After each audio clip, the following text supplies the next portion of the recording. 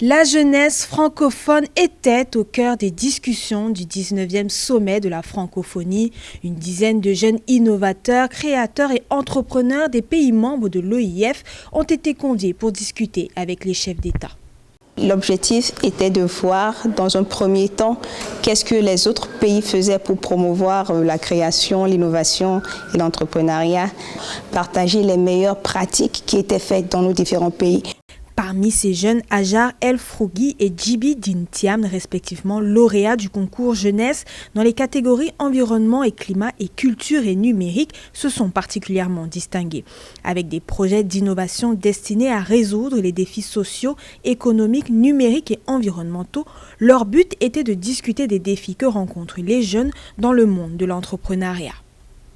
Pour résoudre le problème de quelqu'un, il faut mettre ce quelqu'un-là au cœur des prises de décision. Et ils ont compris également nos besoins, bien ce qu'on attend d'eux. Je pense que c'est très important dans la mesure où s'il y a une fracture ou bien une barrière entre les gouvernants et les gouvernés, notamment les jeunes, les problèmes continueront à persister.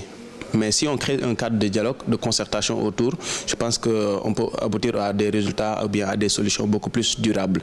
Mais aussi de proposer des solutions concrètes pour offrir à la jeunesse des opportunités d'insertion professionnelle. Parmi les initiatives qu'il faut vraiment faire, c'est de trouver une solution qui permet de collaborer entre les pays francophones à travers, par exemple, une application, une plateforme.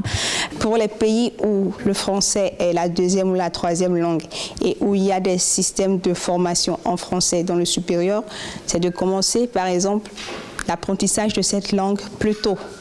À l'issue des échanges, des résolutions majeures ont été adoptées, parmi elles la création du PIMEF, un programme reliant plus de 1000 universités dans 120 pays pour renforcer l'employabilité des jeunes francophones, et le lancement du programme volontaire uni pour la francophonie, permettant à 100 jeunes de contribuer à des projets dans d'autres pays francophones.